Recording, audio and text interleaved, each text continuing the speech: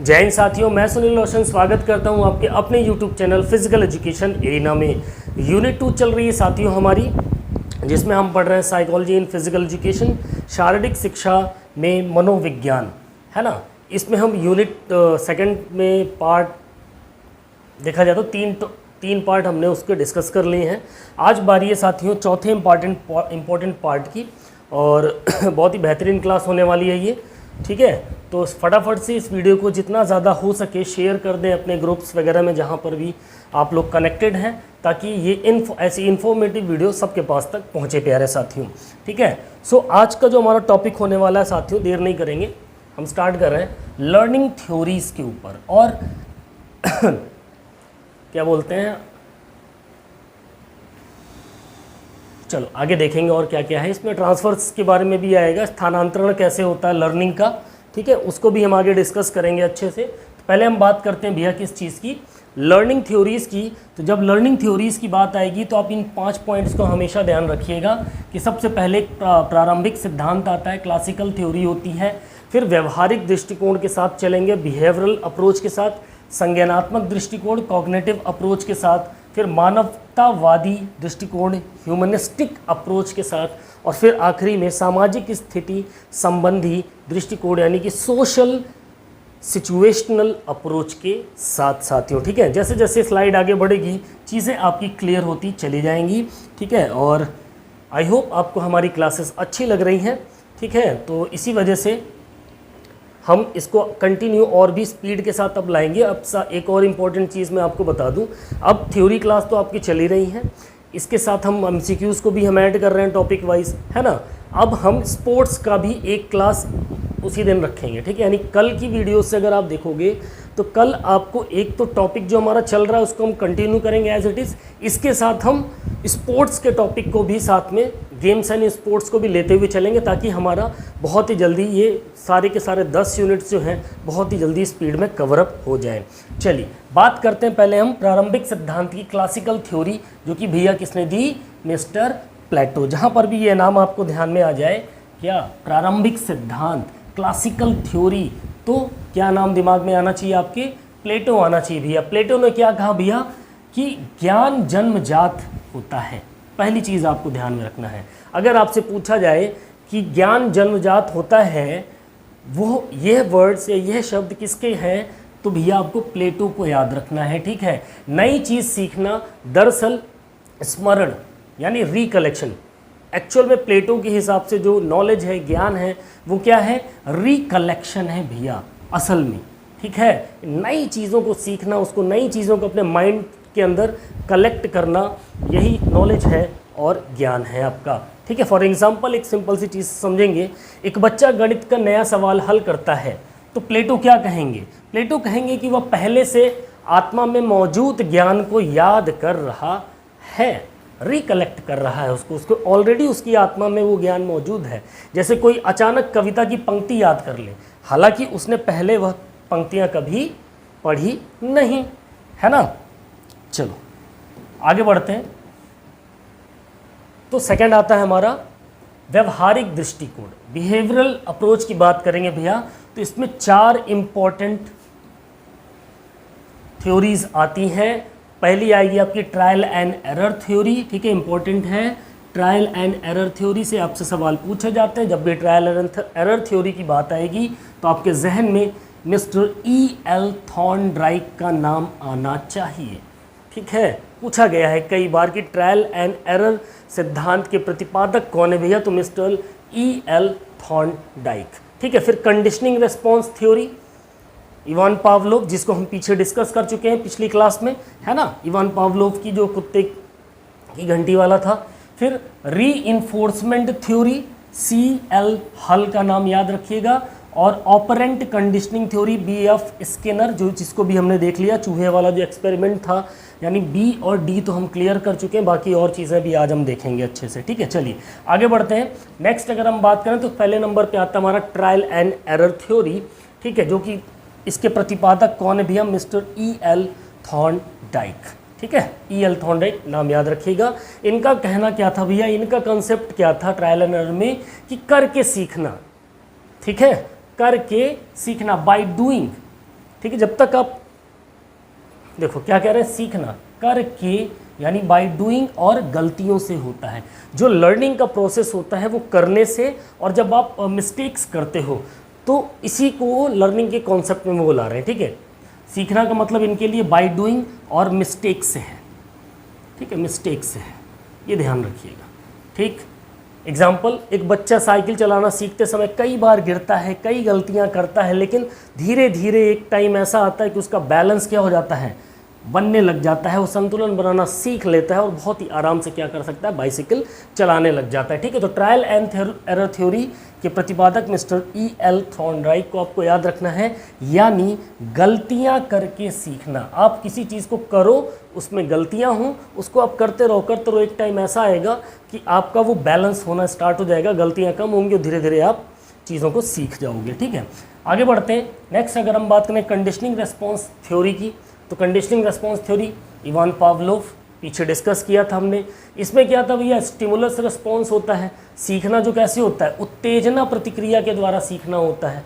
ठीक है, जैसे डॉग का एक्सपेरिमेंट किया था, घंटी बजाने पर कुत्ते की लार टपकना शुरू हो जाती है ना। पहले वो खाने के साथ होता था, खाने को देख कर लार आती है, जब भी खाना आता था दोबारा से उसके पास तो घंटी भी बज जाती थी, है ना। तो धीरे धीरे उसके जब घंटी बजा दो केवल, तब भी उसकी लार टपकने लगती थी, क्योंकि घंटी को किससे जोड़ दिया गया, उसके भोजन से, यानी स्टिमुलस रिस्पॉन्स कर दिया गया भैया, उसकी उत्तेजना प्रतिक्रिया के द्वारा उसको सिखाया गया। ठीक है, ये चीज़ होगी।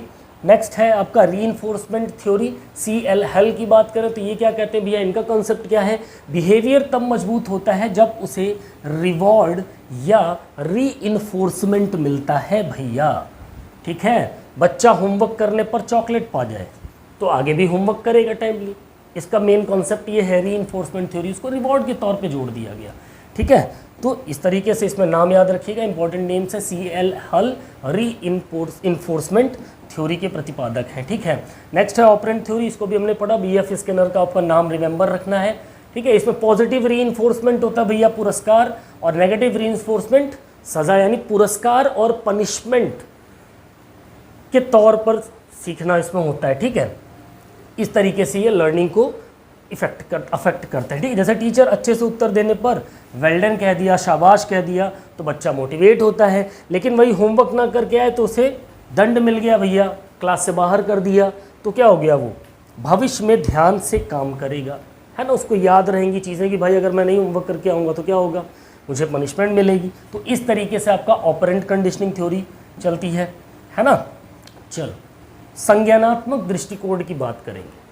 ठीक है, तीसरा पॉइंट हमारा कॉग्निटिव अप्रोच। कॉग्निटिव अप्रोच की अगर बात करें तो यहाँ आपको नाम क्या याद रखना है, एरन बेक। ठीक है, एरन बेक। ठीक है, तो कॉग्निटिव बिहेवियरल थ्योरी किसकी द्वारा की गई है भैया, मिस्टर एरन बेक। ठीक है, नाम ध्यान रखिएगा। सोचने का तरीका, इसमें जो थिंकिंग पैटर्न होता है वो बिहेवियर को प्रभावित करता है। ठीक है, इस कॉग्निटिव अप्रोच के अंदर अगर कॉग्निटिव बिहेवियरल थ्योरी की हम बात करें, जो एरन बेक के द्वारा दिया गया, इसका जो कॉन्सेप्ट था क्या था भैया लर्निंग के ऊपर, कि इंसान या व्यक्ति या खिलाड़ी का सोचने का जो तरीका होता है, जो उसका थिंकिंग का पैटर्न होता है, वही उसके बिहेवियर को क्या करता है भैया, प्रभावित करने का काम करता है। फॉर एग्जाम्पल, यदि एक विद्यार्थी सोचे कि मैं यह एग्ज़ाम पास कर सकता हूँ, ठीक है, आप सोचो कि आप ये एग्ज़ाम पास कर सकते हो LT ग्रेड का, तो उसका परफॉर्मेंस क्या होगा भैया, बेहतर होगा।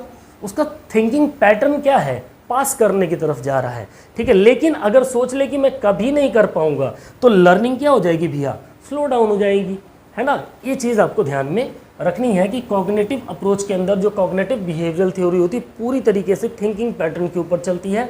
पॉजिटिव सोचेंगे तो आपका परफॉर्मेंस अप होगा, नेगेटिव सोचेंगे तो लर्निंग परफॉर्मेंस डाउन हो जाएगा भैया। ठीक है, नेक्स्ट पॉइंट की बात करेंगे, मानवतावादी दृष्टिकोण की, ह्यूमनिस्टिक अप्रोच की। तो इसको कनेक्ट किया गया किससे भैया, मैस्लो हेरार्ची, मैस्लोस हेरार्चीज। ठीक है, इन्होंने कुछ ज़रूरतें बताई।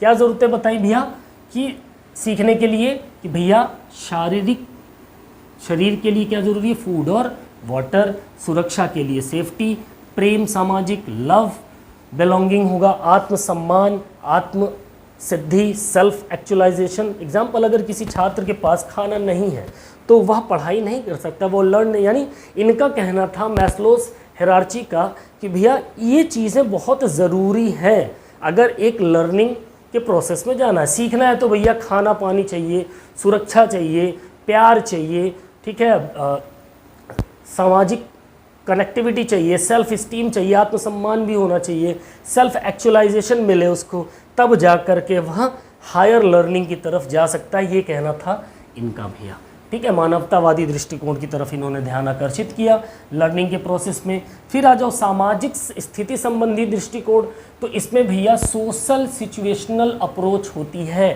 ठीक है। सोशल सिचुएशनल अप्रोच कैसे, ये जब भी सोशल सिचुएशनल अप्रोच थ्योरी की बात हो या सोशल लर्निंग थ्योरी की बात हो तो आपको क्या ध्यान में रखना है, एल्बर्ट बैंड्यूरा का नाम आपको ध्यान में रखना है, एल्बर्ट बैंड्यूरा, ठीक है। और इन्होंने बोबो डॉल के ऊपर एक्सपेरिमेंट किया था, इंपॉर्टेंट पॉइंट है, एल्बर्ट बैंड्यूरा ने किसके ऊपर एक्सपेरिमेंट किया था, बोबो डॉल के ऊपर एक्सपेरिमेंट किया था। बच्चे दूसरे को देखकर सीखते हैं, इनका जो थॉट था कि बच्चे कैसे सीखते हैं, एक खिलाड़ी कैसे सीखेगा भैया, दूसरे को देख कर, ऑब्जर्वेशन प्लस इमिटेशन मेथड, ठीक है, ऑब्जर्व और इमिटेशन मेथड, ठीक है, को फॉलो करके बच्चे या एक स्पोर्ट्समैन इसमें आराम से क्या करता है, लर्निंग के प्रोसेस को आगे बढ़ाता है। फॉर एग्जांपल, यदि बच्चा देखे कि एल्डर भाई यानी बड़ा भाई टीवी देख रहा है और मज़े कर रहा है तो बच्चा भी क्या करेगा, बिल्कुल वैसा ही करना चाहेगा, है ना। तो ये चीज़ है, बच्चा देखता है कि एक टीचर अच्छे बच्चों को इनाम देता है तो वो क्या करेगा, वो भी अच्छे काम करेगा ताकि वो इनाम उसको मिले, उसका फोकस इनाम की तरफ गया कि अच्छा काम करूँगा तो इनाम मिलेगा। यानी इमिटेशन और ऑब्जर्वेशन, वो देख रहा है और ऑब्जर्व कर रहा है कि इस चीज़ को करने से मुझे ये मिलेगा। बड़ा भाई टीवी देख के मज़े ले रहा था, उसको दिख गया कि भाई मैं भी टीवी देख के मज़े ले सकता हूँ, उसको देखा कि टीचर अच्छे बच्चों को इनाम देते हैं तो वो भी अच्छा बच्चा बनने की कोशिश करेगा। तो ये कंसेप्ट था भाई सोशल लर्निंग थ्योरी का, जो कि दी गई एल्बर्ट बैंड्यूरा के द्वारा भैया, ठीक है। चलिए नेक्स्ट पढ़ते हैं इसी कंसेप्ट में। तो अब आ जाते हैं हम इंपॉर्टेंट पॉइंट पे, theories of transfer of learning. एक महत्वपूर्ण और एक इम्पॉर्टेंट पॉइंट, 100% साइकोलॉजी से यहाँ से क्वेश्चन उठाए जाते हैं। मनोविज्ञान में ये एक ऐसा टॉपिक है कि अगर मनोविज्ञान से आपके पेपर में क्वेश्चन आ रहा है भैया तो इस पॉइंट से आने की संभावना ज़्यादा आती है, सीखने के हस्तांतरण के सिद्धांत, ठीक है। तो अब सीखने का हस्तांतरण क्या होता है, सिंपल सी चीज़ है, एक सिचुएशन में सीखी गई बात को दूसरे में कितना वो आपके काम आ रही है, दूसरी स्थिति में कितना काम आ रही है ना। एक स्थिति में सीखी गई बातें दूसरी स्थिति में कितनी काम आती है, that is called theories of transfer of learning, ठीक है। थ्योरी ऑफ, अब इसमें कितनी भैया, 4 थ्योरीज हैं, इंपॉर्टेंट आपको रिमेंबर रखना है, याद रखना है, ठीक है। थ्योरी ऑफ आइडेंटिकल एलिमेंट्स, जो कि किसके द्वारा दी गई भैया, E.L. थॉर्नडाइक के द्वारा, ठीक है। फिर सेकेंड है आपकी थ्योरी ऑफ जनरलाइजेशन, ठीक है, theory of generalisation, okay, Charles H Judd के द्वारा दी गई, ठीक है। Theory of conscious ideals, W.C. Bagley के द्वारा दी गई। फिर 2 फैक्टर थ्योरी, इंपॉर्टेंट है, कई बार पूछा गया पेपर में सवाल आप लोगों से, 2 फैक्टर का सिद्धांत या 2 फैक्टर थ्योरी किसने दी, स्पीयर्समैन, याद रखिएगा। और इसके बाद 5वें नंबर पे एक और पॉइंट आता है भैया, 5th थ्योरी यहाँ पर आपकी दे रखी है, ठीक है, गेस्टाल्ट थ्योरी ऑफ ट्रांसफर, जो दी है आपकी कोहलर और मैक्स वर्दीमर ने, ठीक है। ये 5 इंपॉर्टेंट नाम और इनके प्रतिपादक कौन है ये आपको रिमेंबर रखना है, यहाँ से सवाल आपसे पूछे जाते हैं भैया, ठीक है, ध्यान रखिएगा। चलिए आगे बढ़ते हैं इसी क्रम में हम अगले पहले पॉइंट पे। तो पहली थ्योरी क्या कह रही है आपसे भैया, कह रही है theory of identical elements, okay, जो कि किसके द्वारा दी गई है थ्योरी, थॉर्नडाइक ने, थॉर्नडाइक, ओके।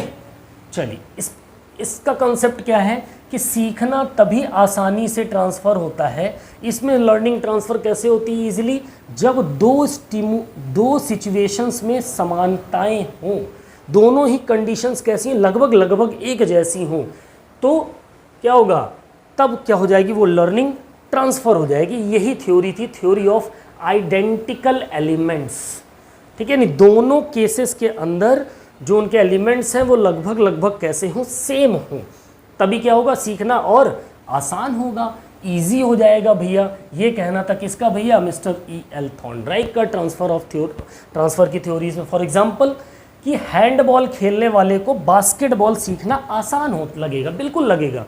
हमने पहले बास्केटबॉल सीखा, फिर हमको हैंडबॉल खेलना बड़ा आसान लगा, क्योंकि लगभग लगभग जो एलिमेंट्स हैं और जो स्किल्स हैं मोस्टली कॉमन है, बस उसमें बास्केट के अंदर डाली जाती है, इसमें गोल पोस्ट के अंदर डाली जाती है, ठीक है, और ड्रिबलिंग का थोड़ा सा पैटर्न चेंज होता है, बाकी लगभग लगभग वैसे ही होता है ना, वो भी फास्ट खेला जाता है, भी फास्ट खेला जाता है।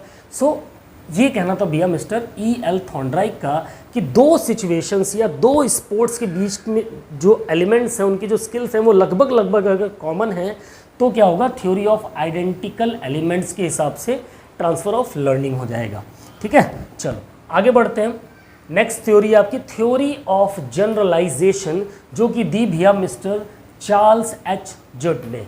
ठीक है, इनका मानना था क्या भैया कि व्यक्ति जो है वो जनरल रूल्स या प्रिंसिपल को अप्लाई करके नई चीज़ सीख सकता है।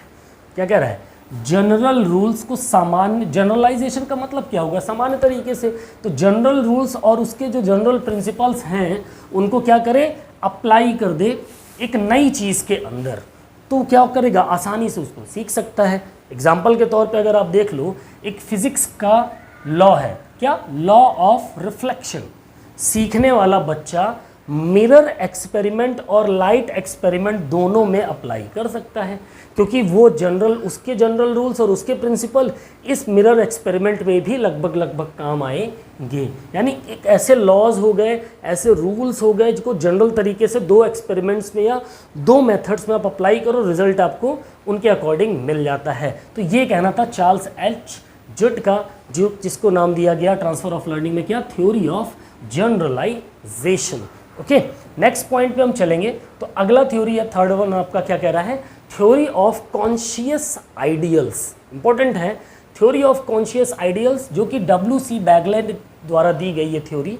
क्या कहते हैं ये, जब व्यक्ति के अंदर आइडियल्स यानी कि आदर्श या फिर गोल स्ट्रॉन्ग होते हैं, उनका जो लक्ष्य होता है भैया, उनके आदर्श और उनके लक्ष्य क्या हों, स्ट्रॉन्ग हों, तो लर्निंग ट्रांसफ़र बहुत ईजिली हो जाती है। ये कहना था W.C. बैगले का। एग्जाम्पल, छात्र का लक्ष्य क्या है भैया, गोल क्या है कि वो टीचर बनना चाहता है, वो खिलाड़ी बनना चाहता है, और वह हर सब्जेक्ट से जुड़ी बातें याद रखेगा। ठीक है, बिकॉज उसको क्या बनना है, एक टीचर बनना है या खिलाड़ी बनना है, तो खिलाड़ी के रिगार्डिंग उसको जो जो चीज़ें चाहिए वो उसी के हिसाब से अपने गोल्स को सेट करेगा। ठीक है, उसी के हिसाब से अपने आदर्शों को फॉलो कर अपने आदर्श बनाएगा। तो ये कहना था theory of conscious ideals W.C.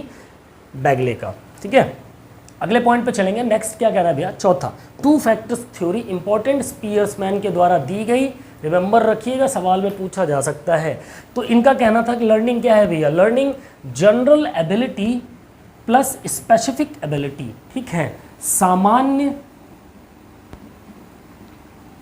योग्यता और विशिष्ट योग्यता, ध्यान रखिएगा, विशिष्ट योग्यता। ठीक है, इन दोनों को मिले, ये जब सामान्य और विशिष्ट दोनों योग्यताएं जब एक साथ मिलती हैं तब लर्निंग सफल होती है। ये कहना था स्पीयरमैन का। इसी को बोलते हैं टू फैक्टर थ्योरी। पहला फैक्टर आपकी जनरल एबिलिटी हो गई, सामान्य योग्यता। दूसरा फैक्टर आपकी उस विषय में या उस टॉपिक की स्पेसिफिक एबिलिटी क्या है। जब दोनों कॉम्पैक्ट होंगी, एक साथ आएंगी, तब लर्निंग का प्रोसेस क्या होगा, बहुत ही मज़ेदार और अच्छा होगा। ये कहना था स्पीयरमैन का। ठीक है, एग्जाम्पल, कोई व्यक्ति म्यूज़िक सीख सकता है क्योंकि उसमें जनरल इंटेलिजेंस प्लस विशेष स्किल दोनों हैं। समझ में आया, ये चीज़ आपको ध्यान में रखनी है। चलिए नेक्स्ट पॉइंट की बात करेंगे। पांचवी थ्योरी क्या कह रही है ट्रांसफर ऑफ लर्निंग की, गेटसॉल्ट्स थ्योरी ऑफ ट्रांसफर, जो कि दी किसने भैया, मिस्टर कोहलर और मैक्स वर्दीमियर ने। ठीक है, सो होल लर्निंग इंपॉर्टेंट, यानी पूरी या समग्र या सभी, ठीक है, लर्निंग महत्वपूर्ण है, ना कि पार्ट्स, यानी कि पूरी जो लर्निंग की प्रोसेस है वो सारी की सारी इंपॉर्टेंट है, ना कि कुछ हिस्सा। ये ध्यान रखना है, ठीक है। क्या कह रहा है एग्जाम्पल, ज्योमेट्री का पूरा थ्योरम समझकर स्टूडेंट नए प्रॉब्लम सॉल्व कर सकता है, लेकिन कब, जब वो ज्योमेट्री की पूरी थ्योरम का प्रोसेस समझे। अगर उसने कुछ पार्ट ही समझा तो फिर उसके लिए प्रॉब्लम क्रिएट होगी लर्निंग में, ठीक है। ये चीज़ समझनी चाहिए, ठीक है। तो ये कहना था गेटसाल्ट्स थ्योरी ऑफ ट्रांसफर में मिस्टर कोहलर और मैक्स वर्दीमियर का, ठीक है। तो ये हो गई आपकी ट्रांसफर ऑफ ट्रेनिंग। अब बात करते हैं types of transfer of training की, ठीक है, लर्निंग कह सकते हैं, okay. Types of transfer of learning, ठीक है। ट्रेनिंग हो गया यहाँ पे, वैसे ट्रेनिंग भी सही है, कोई दिक्कत नहीं, बट यहाँ आपको लर्निंग याद रखना है, ठीक है। तो कैसे कैसे ट्रांसफ़र होते हैं लर्निंग में भैया, ट्रेनिंग में, पॉजिटिव, नेगेटिव और ज़ीरो ट्रांसफ़र, ठीक है। सकारात्मक स्थानांतरण होगा, नकारात्मक स्थानांतरण होगा और शून्य स्थानांतरण होगा भैया। अब ये होते कैसे हैं, सकारात्मक स्थानांतरण क्या होता है, नकारात्मक और शून्य क्या होता है, देख लो भैया। सकारात्मक स्थानांतरण की बात करें, अगर हम पॉजिटिव ट्रांसफ़र ऑफ लर्निंग की हम बात करें, तो भैया एक स्किल दूसरी स्किल को सपोर्ट करे, तभी क्या होगा, पॉजिटिव ट्रांसफ़र होगा, है ना। जैसे अभी हमने हैंडबॉल और बास्केटबॉल का एग्जांपल दिया था कि बास्केटबॉल के खिलाड़ी को हैंडबॉल में बहुत अच्छा बेनिफिट मिलता है ना। तो इस एक स्किल को दूसरी स्किल सपोर्ट कर रही, that is called positive transfer of learning, या फिर सकारात्मक स्थानांतरण से सीखना। फिर नेगेटिव ट्रांसफ़र ऑफ लर्निंग क्या है, नकारात्मक स्थानांतरण भैया, एक स्किल दूसरी स्किल में प्रॉब्लम क्रिएट करे, ना कि सपोर्ट करे, बाधा डाले, प्रॉब्लम क्रिएट करे। जैसे बैडमिंटन सीखने के बाद अब आप चलो टेनिस खेलना शुरू कर दो, थोड़ा मुश्किल लग सकता है, दोनों की स्किल्स में काफ़ी डिफरेंस है और टेक्निक्स अलग अलग हैं, क्योंकि दोनों की टेक्निक्स क्या है, अलग अलग हैं। तो ये आपका नेगेटिव ट्रांसफ़र हो गया, ठीक है। नेक्स्ट की बात करेंगे, ज़ीरो ट्रांसफ़र, शून्य स्थानांतरण ऑफ लर्निंग की बात करेंगे। एक स्किल को दूसरे स्किल से भैया कोई रिलेशन ही ना हो, कहीं से कोई रिलेट ना करे, वो अपने में मस्त है, वो अपने में मस्त है, यानी कि जैसे स्विमिंग और क्रिकेट में कोई लिंक नहीं है भैया, कोई लिंक है, क्रिकेट ग्राउंड पे खेला जाता है, वो पानी के अंदर का स्पोर्ट्स, यानी कोई लिंक नहीं है, तो यहाँ पर शून्य स्थानांतरण होगा। ये चीज़ आपको ध्यान में रखनी है। अब आगे एक इंपॉर्टेंट पॉइंट पे चलते हैं भैया, जहाँ से क्वेश्चन आपसे पुटअप किया जा सकता है। लर्निंग कर्व की हम बात करेंगे, ठीक है। लर्निंग कर्व की बात करेंगे, सीखने की अवस्था, या ओके, सीखने की अवस्था, लर्निंग कर्व की बात करेंगे। डेफिनेशन क्या कह रही है, लर्निंग कर्व वह ग्राफ है जो दिखता है, जो क्या दिखाता है कि किसी व्यक्ति का प्रदर्शन यानी कि परफॉर्मेंस समय और उसका प्रयास के साथ कैसे बदला है भैया, ठीक है। उसने कितने समय में, कितने प्रयास के बाद उसकी परफॉर्मेंस कैसे चेंज हो रही है, यही दर्शाता है आपका लर्निंग कर्व, ठीक है। इसमें स्टेजेस होती हैं भैया, ध्यान रखिएगा, 3 स्टेजेस होती हैं लर्निंग कर्व्स की, जिसमें पहला आता है इनिशियल स्पर्ट यानी कि प्रारंभिक उत्साह, सेकंड वन है आपका प्लेटू, समतल, या फिर इसको हम पठार भी कह सकते हैं, ठीक है। फिर अचानक उछाल, सडन स्पर्ट। ये 3 स्टेजेस आपको रिमेंबर रखनी है लर्निंग कर्व के लिए, ठीक है। क्या कह रहा है इसमें, प्रारंभिक स्पर्ट की बात करेंगे, इनिशियल, प्रारंभिक उत्साह, ठीक है, प्रारंभिक उत्साह, इनिशियल स्पर्ट।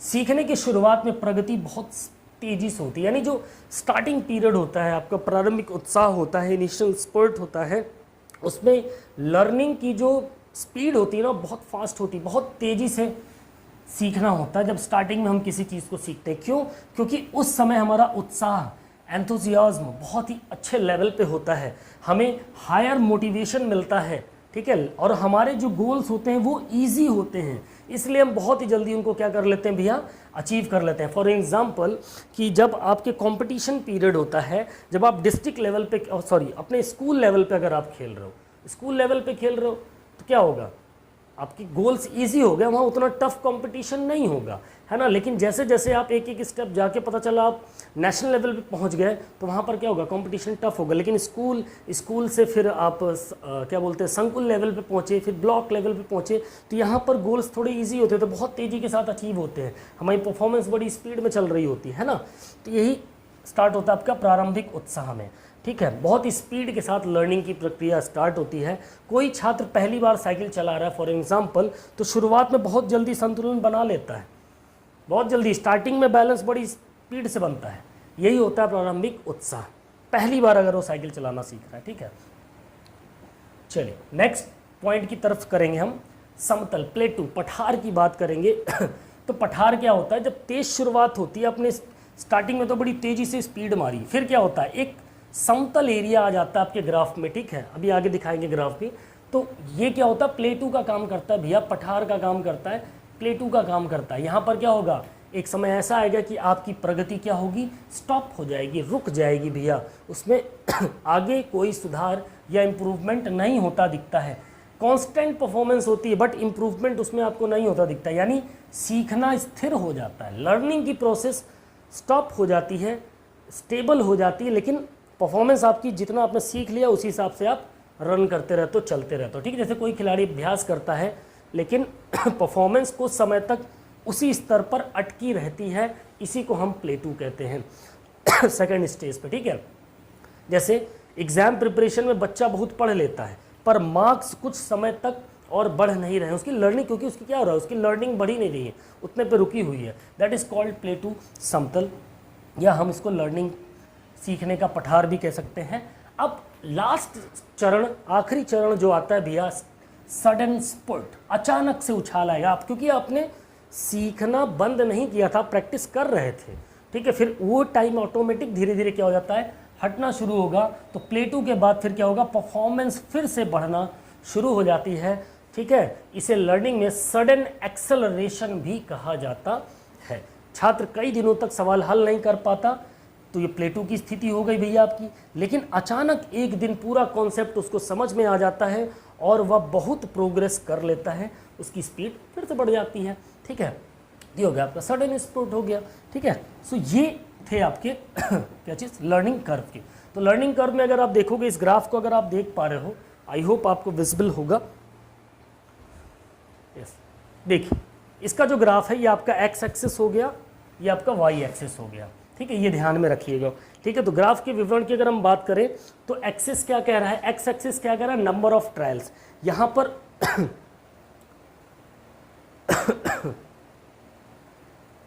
ठीक है, हाँ, एक्स एक्सिस में क्या कर रहा है, ये आपके नंबर ऑफ ट्रायल्स हैं इधर साइड पे, है ना।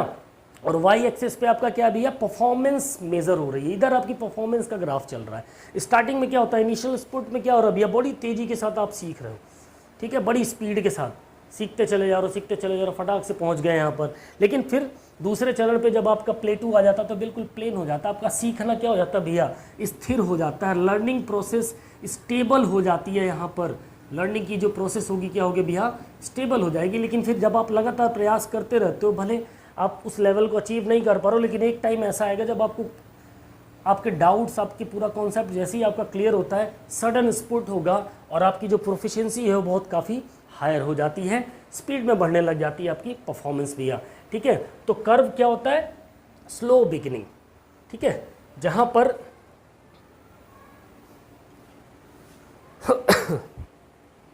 हाँ, कर्व का इसका प्रोसेस कैसे चलता है, पहले कर्व होगा, फिर स्लो बिगिनिंग होगा, फिर स्टीप धीरे धीरे एक्सेलरेशन होगा, फिर प्लेटू आएगा। देखो पहले कर्व हुआ आपका, ठीक है, फिर स्लो बिगिनिंग होगा, शुरुआत धीरे धीरे जाएगी आगे, फिर स्टीप एक्सेलरेशन आगे आएगा, फिर प्लेटू, फिर सडन स्पॉट और फिर प्रोफिशिएंसी। ये आपके स्टेप होते हैं, इनको रिमेंबर रखिएगा। ये कभी कभार आपके सामने प्रदर्शित कर दिए जाते हैं भैया, पूछ लिए जाते हैं। ठीक है, तो इतना ही था, इसमें और ज़्यादा कुछ चीज़ इंपॉर्टेंट चीज़ नहीं है। ठीक है, इतनी ही चीज़ आपको रिमेंबर रखनी भैया। 3 चरण में होते हैं। पहला जो आपका होता है काफ़ी स्पीड के साथ आप सीखते हो जिसमें, ठीक है, ठीक, ये तीनों स्टेप्स आपको रिमेंबर रखने हैं। ठीक है, प्रारंभिक उत्साह, समतल और अचानक उछाल। ठीक है, इनिशियल स्पॉट, प्लेटू और सडन स्पॉट। ठीक है, ये चीज़ें आपको ध्यान में रखनी है भैया। ठीक है, तो अब इतनी चीज़ के बाद अब हम आगे बढ़ने वाले हैं। अब इससे इम्पोर्टेंट या इससे रिलेटेड हम इम्पोर्टेंट MCQs की बात करेंगे प्यारे साथियों। चलिए आगे बढ़ते हैं। इसी क्रम में हम जितना भी अभी हमने पढ़ा ठीक है, उससे रिलेटेड टॉप 24 क्वेश्चंस को सॉल्व करेंगे साथियों। पहला सवाल आपसे क्या कह रहा है, फर्स्ट क्वेश्चन कह रहा है आपसे लर्निंग कर्व किसको दर्शाता है भैया, ठीक है, सीखने का जो वक्र होता है वो क्या दर्शाता है। द लर्निंग कर्व शोज, समय के साथ प्रदर्शन का बदलाव दर्शाता है, change in performance with time, नए सिद्धांतों की संख्या, नंबर ऑफ थ्योरीज, विद्यार्थियों की आयु, एज ऑफ स्टूडेंट्स, या फिर आईक्यू इंटेलिजेंट क्वोशिएंट या आईक्यू स्तर या आईक्यू लेवल। बताइए लर्निंग कर्व जो होता है वो क्या दिखाता है, क्या दर्शाता है, फटाफट से बताएंगे। क्वेश्चन नंबर 1 का करेक्ट आंसर क्या होगा प्यारे साथियों, बिल्कुल अगर आप जाते हैं ऑप्शन ए के साथ तो आप बिल्कुल करेक्ट होंगे। लर्निंग कर्व जो है भैया समय के साथ आपकी परफॉर्मेंस में क्या क्या चेंजेस हो रहे हैं वो इंडिकेट करने का काम करता है, जैसे पीछे हमने ग्राफ में देखा है ना। नेक्स्ट क्वेश्चन नंबर 2 की हम बात करेंगे। दूसरा इंपॉर्टेंट क्वेश्चन आपसे क्या कह रहा है भैया, सीखने की शुरुआत में तेज प्रगति को क्या कहते हैं। अभी बताया था 3 चरण आपके, जो पहला चरण था उसको हम क्या कहते हैं, the rapid progress at beginning of learning is called प्लेटू यानी कि पठार या समतल, इनिशियल स्फुट प्रारंभिक उत्साह, सडन स्फुट अचानक उछाल आना, या फिर दक्षता प्रोफिशिएंसी। बताइए भैया सीखने की शुरुआत में तेज प्रगति को हम क्या कहते हैं, क्या कहते हैं, बिल्कुल अगर आप जाते हैं ऑप्शन बी के साथ इनिशियल स्फुट तो आप बिल्कुल करेक्ट होंगे प्यारे साथियों, ठीक है। चलिए अगले सवाल पे चलते हैं। अगला सवाल क्या कह रहा है भैया, तीसरा प्रश्न, जब सीखने में कुछ समय तक कोई प्रगति नहीं होती उस अवस्था को क्या कहते हैं भैया, ठीक है। When no improvement is seen for some time that stage is called initial spurt प्रारंभिक उत्साह, प्लेटू समतल या पठार, सडन स्फुट अचानक उछाल, या फिर मोटिवेशन प्रेरणा। बताओ भैया तीसरे प्रश्न का सही जवाब क्या होगा, सभी के जवाब आने चाहिए फटाफट से, क्या होगा सही जवाब। थर्ड क्वेश्चन का सभी के आंसर आने चाहिए फटाफट से, जल्दी से बताएंगे। बिल्कुल भाई तीसरे प्रश्न का जो सही उत्तर होगा वो क्या होगा, ऑप्शन बी, जब कुछ समय तक कोई प्रगति नहीं होती वो पठार कहलाता है, लर्निंग प्लेटू या फिर समतल, ठीक है। नेक्स्ट क्वेश्चन की बात करेंगे। चौथा प्रश्न आपसे कह रहा है भैया प्लेटू के बाद परफॉर्मेंस में अचानक बढ़ोतरी किसे कहते हैं। जब एक बार रुकावट आ गई, प्लेटू आ गई, आपकी परफॉर्मेंस नहीं बढ़ रही है, तो फिर उसके बाद आपकी जो परफॉर्मेंस है उसमें अचानक से तेजी से उछाल आ गया, बढ़ने लगी काफ़ी स्पीड से, तो क्या कहलाएगी। The sudden improvement after plateau is called initial spurts प्रारंभिक उत्साह, दक्षता प्रोफिशिएंसी, सडन स्फुट अचानक उछाल, या फिर सुदृढ़ीकरण रीइंफोर्समेंट। देखो अभी तो ये सवाल बड़े आसान लग रहे हैं, ठीक है, बिकॉज हमने अभी क्या किया, पीछे थ्योरी के कॉन्सेप्ट को देखा समझा, लेकिन वहाँ पेपर में तो आपके सामने थ्योरी नहीं होगी ना, तो उस टाइम पे ये क्वेश्चन बड़े हैवी लगते हैं अगर आपने पढ़ा नहीं है इनको। तो बताइए क्या होगा क्वेश्चन नंबर 4 का करेक्ट आंसर, अचानक बढ़ोतरी, परफॉर्मेंस में अचानक बढ़ोतरी, क्या, बिल्कुल option C, sudden spurt option C के साथ अगर आप जाते हैं अचानक उछाल आता है, ठीक है। चलिए नेक्स्ट क्वेश्चन की बात करेंगे। क्या कह रहा है, लर्निंग कर्व में एक्स एक्सिस क्या दर्शाता है। अभी पीछे ग्राफ में डिस्कस किया था। इन the learning curve x axis represents क्या, परफॉर्मेंस प्रदर्शन का स्तर मेजर करवाता है, नंबर ऑफ ट्रायल्स प्रयासों की संख्या, प्रेरणा मोटिवेशन, या फिर री इन्फोर्समेंट सुदृढ़ीकरण। बताओ भैया क्वेश्चन नंबर 5 एक इंपॉर्टेंट क्वेश्चन, क्या होगा इसका सही जवाब 5वें प्रश्न का, बिल्कुल क्या दिखाएगा, एक्स एक्सिस में आपके नंबर ऑफ ट्रायल्स होते हैं, आपने कितनी बार प्रयास किया उसकी संख्या होती है, ठीक है, एक्स एक्सिस पे, ठीक है। नेक्स्ट क्वेश्चन की बात करेंगे। वाई एक्सिस क्या दर्शाता है लर्निंग कर्व में भैया। In the learning curve Y axis represents number of trials, समय, टाइम, परफॉर्मेंस मेजर प्रदर्शन का स्तर, या फिर बुद्धि। बताओ फटाफट से क्या होगा क्वेश्चन नंबर 6 का सही जवाब, 6ठे प्रश्न का सही जवाब क्या होगा भैया, बिल्कुल ऑप्शन सी के साथ अगर आप जाते हैं परफॉर्मेंस मेजर्स, ठीक है, प्रदर्शन का जो स्तर होता है वो वाई एक्सिस पे होता है, ठीक है। जैसे आपका ये ग्राफ है, ठीक है, तो ये आपका एक्स एक्सिस हो गया भैया, यहाँ पर आपका नंबर ऑफ ट्रायल्स हो जाएगा, और इस साइड पे वाई एक्सिस पे आपका क्या हो जाएगा, प्रदर्शन का लेवल, परफॉर्मेंस लेवल हो जाता है, ठीक है, ये ध्यान रखिएगा। नेक्स्ट क्वेश्चन की तरफ चलेंगे। 7वां प्रश्न आपसे क्या कह रहा है, प्लेटो के अनुसार सीखना किस चीज पर आधारित होता है। According to Plato learning is based on which idea, अनुभव, एक्सपीरियंस के ऊपर, स्मरण रिकलेक्शन के ऊपर, पर्यावरण एनवायरमेंट के ऊपर, या फिर अनुकरण इमिटेशन के ऊपर। बताओ भैया, प्लेटो के अनुसार सीखना किस इन चारों में से किस चीज पर आधारित है। 7वें प्रश्न का सही जवाब क्या होगा, किस पर आधारित है, बिल्कुल ऑप्शन ए अनुभव। ऑप्शन ए अनुभव। अनुभव, प्लेटो के अनुसार सीखना किस पर आधारित होता है, एक्सपीरियंस पर आधारित होता है। चलो भाई next, trial and error theory किसने प्रतिपादित की थी, किसके द्वारा दी गई थी। Who propose the trial and error theory, Ivan Pavlov, E L. Thorndike, B F. Skinner या फिर एरन बेक। बताइए भैया क्या होगा सही जवाब क्वेश्चन नंबर 8 का। सभी के जवाब आने चाहिए फटाफट से। 8वें प्रश्न का सही जवाब क्या होगा, किसने प्रपोज की थी ट्रायल एंड एरर, बिल्कुल ऑप्शन बी के साथ अगर आप जाते हैं ई.एल. थॉर्नडाइक तो आप बिल्कुल सही होंगे। ठीक है, अगले सवाल पे चलें। तो नेक्स्ट क्वेश्चन आपसे कह रहा है क्वेश्चन नंबर 9। 9वां प्रश्न कह रहा है भैया, किस वैज्ञानिक का नाम डॉग एक्सपेरिमेंट से जुड़ा है। ठीक है, which scientist is associated with the dog experiment, BF. Skinner, CL. हल, इवान पावलोव या फिर मैस्लो। बताओ भैया किसके साथ जुड़ा है, बिल्कुल किसके साथ, ऑप्शन सी के साथ अगर आप जाओगे क्वेश्चन नंबर 9 ऑप्शन सी तो आप बिल्कुल करेक्ट होगे। इवान पावलोव डॉग एक्सपेरिमेंट के साथ इनका नाम जोड़ा गया। ठीक है, बी.एफ. स्किनर चूहे के साथ कनेक्ट है, सी.एल. हल बोबोडॉल के साथ कनेक्ट है ना। चलो आगे बढ़ते हैं। 10वां, री इन्फोर्समेंट थ्योरी किसने दी भैया। ठीक है, हु प्रपोज्ड री इन्फोर्समेंट थ्योरी, सी.एल. हल, ई.एल. थॉर्नडाइक, एरन बेक या फिर एल्बर्ट बैंड्यूरा। बताओ भैया क्वेश्चन नंबर 10 एक इंपॉर्टेंट क्वेश्चन, क्या होगा इसका सही जवाब 10वें क्वेश्चन का। क्वेश्चन नंबर 10 का सही जवाब क्या होगा भैया, सभी के जवाब आने चाहिए फटाफट से। री इन्फोर्समेंट थ्योरी की बात हो रही है, क्या होगा सही जवाब, बिल्कुल अगर आप जाते हैं ऑप्शन ए के साथ तो आप बिल्कुल करेक्ट होंगे। सी.एल. हल जो थे वो री इन्फोर्समेंट थ्योरी के प्रतिपादक थे। ओके, सो क्वेश्चन नंबर 10 का जो करेक्ट आंसर होगा क्या होगा भैया, ऑप्शन ए सी.एल. हल रीइंफोर्समेंट थ्योरी के प्रतिपादक थे। 11वां सवाल कह रहा है ऑपरेंट कंडीशनिंग किस मनोवैज्ञानिक ने दी थी, जो ऑपरेंट कंडीशनिंग थी। Who propose the operant conditioning theory, mister Plato, B F. Skinner, Maslow या फिर चार्ल्स जड। बताओ भैया जड या जड। 11वें प्रश्न का सही जवाब क्या होगा, ऑपरेंट कंडीशनिंग थ्योरी में ही चूहे के साथ किया गया था, बिल्कुल ऑप्शन बी के साथ अगर आप जाते हैं बी.एफ. स्किनर तो आप बिल्कुल करेक्ट होंगे भैया। नेक्स्ट क्वेश्चन पे चलेंगे। अगला सवाल आपसे क्या कह रहा है, कॉग्निटिव बिहेवियरल थ्योरी किससे जुड़ी है भैया।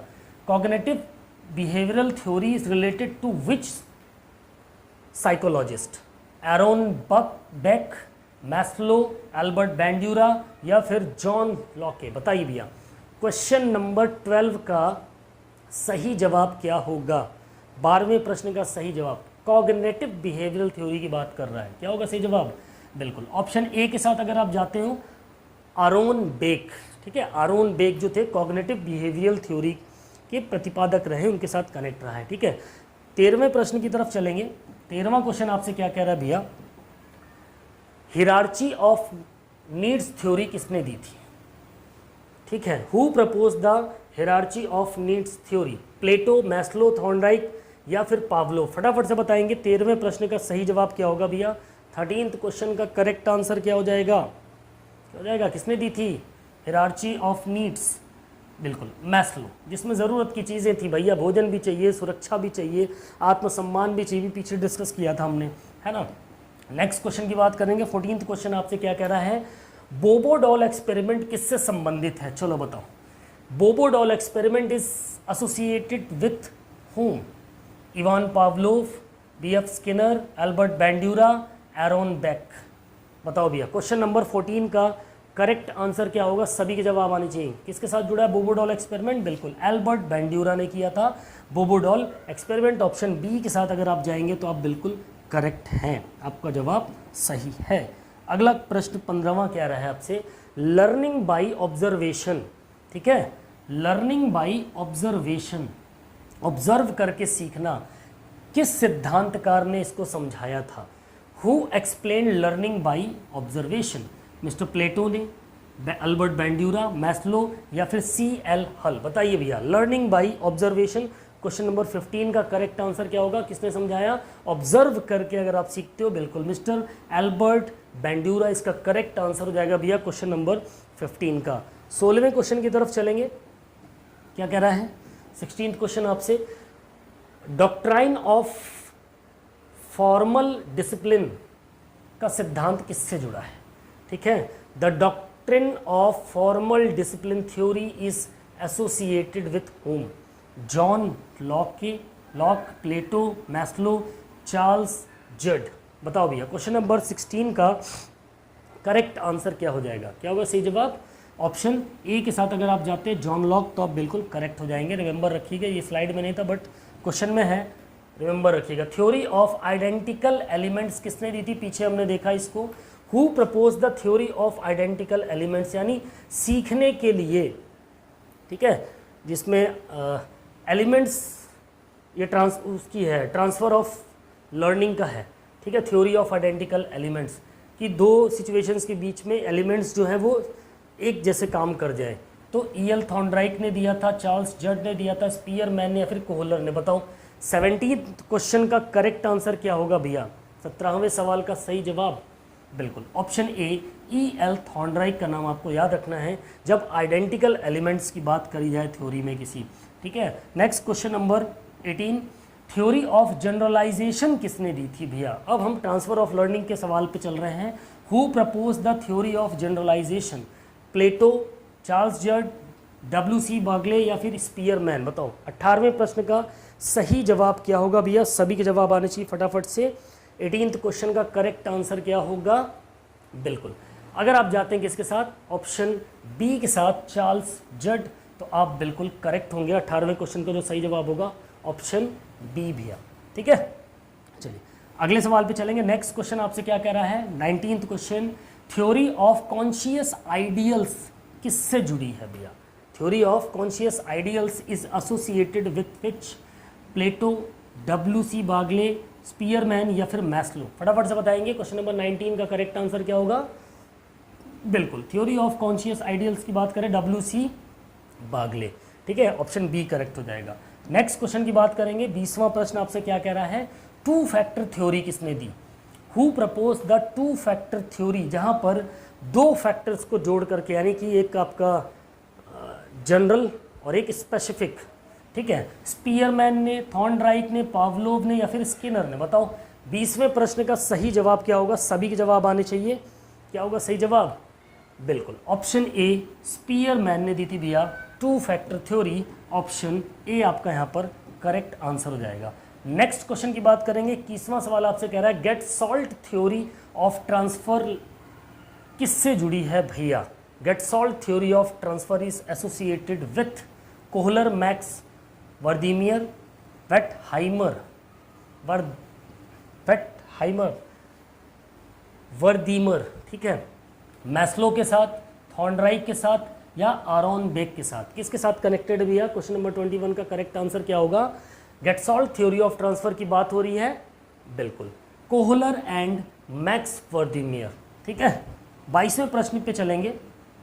22वां प्रश्न आपसे कह रहा है पॉजिटिव ट्रांसफर का सही उदाहरण कौन सा है? इसमें पॉजिटिव ट्रांसफर ऑफ लर्निंग की बात हो रही है।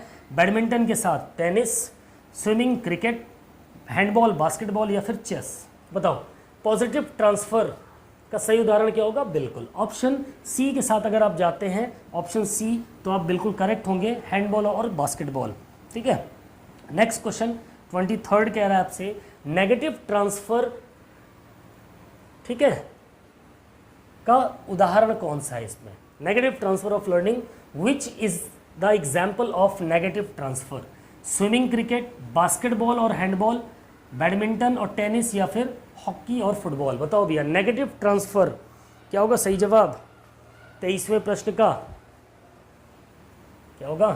बिल्कुल ऑप्शन सी, बैडमिंटन और टेनिस, ये नेगेटिव ट्रांसफर हो जाएगा, ठीक है। अगले सवाल पे चलते हैं। फुटबॉल हॉकी दोनों पॉजिटिव ट्रांसफ़र में आएगा, ठीक है, ये भी पॉजिटिव ट्रांसफ़र है, हैंडबॉल और बास्केटबॉल भी पॉजिटिव ट्रांसफ़र में है, ठीक है। स्विमिंग आपका अभी आगे देख लेते हैं। ज़ीरो ट्रांसफ़र का उदाहरण कौन सा है? Which is the correct example of zero transfer of learning?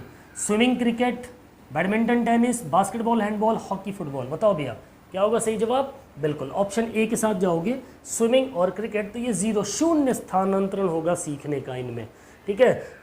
Swimming की चीज़ क्रिकेट में अप्लाई नहीं कर सकते हो ज़रा भी, और क्रिकेट की चीज़ आप स्विमिंग में भी अप्लाई करने से कोई रिजल्ट आपको मिलना नहीं, क्योंकि वो अप्लाई हो ही नहीं सकता भैया, ठीक है।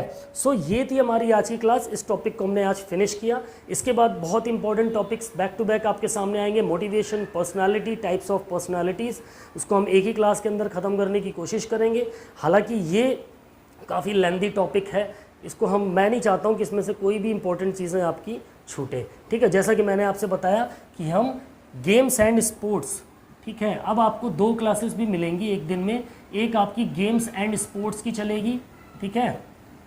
हम एथलेटिक्स से शुरुआत करेंगे, कल आपको एथलेटिक की एक क्लास मिल जाएगी। साथ ही जो हमारी ये यूनिट 2 चल रही है, ये एज इट इज़ ऐसे चलती रहेगी, इसको फिनिश करेंगे, जल्दी से आपका सिलेबस हम फिनिश कराएंगे, ठीक है। सो कल की क्लास होगी हमारी एथलेटिक्स की, और एथलेटिक्स की जो स्पोर्ट्स की क्लास हमारी चलेगी वो चलेगी रात 9 बजे से, 9 बजे से, ठीक है। 9 बजे तैयार रहिएगा। कल से डेली रात 9 बजे आपकी गेम्स एंड स्पोर्ट्स की क्लास भी ऐड हो रही हैं, उनको भी हम साथ में लेते हुए चलेंगे साथियों। और इम्पॉर्टेंट चीज़, जैसा कि मैंने आपको बताया कि अभी भी ऑफ़र हमारा रनिंग में है टेलीग्राम का, और बहुत ही अच्छा रिस्पॉन्स आ रहा है आप लोगों का। तो जो भी साथी अभी रह गए हैं, छूट गए हैं, जल्दी से जल्दी कनेक्ट कर लीजिए, बिकॉज बहुत ही जल्दी उस टेलीग्राम में एक लिमिट है स्टूडेंट्स की, वो रीच हो जाएगी, तो उतने पे ही वो क्लोज़ करना पड़ेगा भी हमें। सो अभी भी ऑफ़र आपका 50 रुपये पे जारी है, ठीक है। आप मुझे इस नंबर पर व्हाट्सएप पर ज्वाइन फॉर टेलीग्राम मैसेज करिए और आपको उसमें कनेक्ट करा दिया जाएगा, ठीक है। ये ध्यान रखिएगा। तो आई होप आज की ये क्लास आपको अच्छी लगी होगी। सो मिलते हैं अपनी नेक्स्ट क्लास में, नेक्स्ट वीडियो में। तब तक के लिए बाय बाय, टेक केयर, जय हिंद, वंदे मातरम, फिजिकल एजुकेशन जिंदाबाद। वीडियो को शेयर करना मत भूलिएगा।